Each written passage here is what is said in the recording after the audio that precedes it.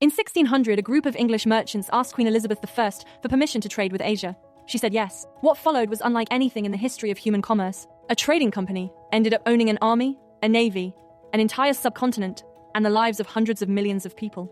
This is the East India Company, the most important corporate cautionary tale ever written. It started simply: spices, silk, cotton, tea.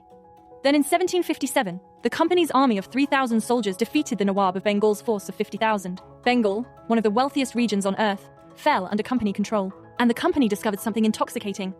Governing was more profitable than trading.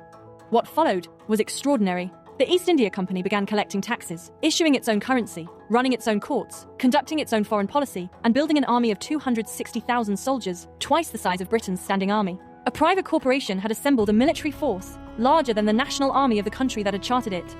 It used that army to govern 2/3 of the Indian subcontinent. Here's where it becomes something darker. The company implemented revenue collection policies so aggressive they stripped Bengal's agricultural economy of everything it needed to survive. In 1770, a famine struck Bengal. Estimates suggest up to 10 million people, roughly a third of Bengal's population, died. The company maintained its tax collection during the famine. Revenue extraction continued as millions starved. Then the company appealed to the British government for an emergency loan of £1 million to avoid bankruptcy. A corporation that had overseen the death of 10 million people required a government bailout to survive the financial consequences.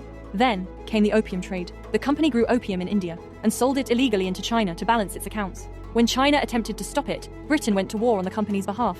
Military force deployed by a sovereign nation to protect a private corporation's illegal drug trade. In 1857, Indian soldiers in the company's army launched a widespread uprising against years of broken promises and cultural humiliation. It took over a year of brutal fighting to suppress. The company's reprisals were described even by British observers as far exceeding the rebels. In 1858, the British government finally took direct control of India. In 1874, the East India Company was dissolved. Here's what it actually was: a corporation granted extraordinary powers by a government too focused on profits to ask how they were being made. It governed hundreds of millions without consent, caused famines through extractive policies, ran an illegal drug trade across a continent, required a government bailout when it failed, and left a sovereign nation to manage a century of corporate misrule. The next time someone asks whether corporations can become too powerful, the answer is already written in 2.5 centuries of Indian history by a company that started selling spices and ended governing a subcontinent.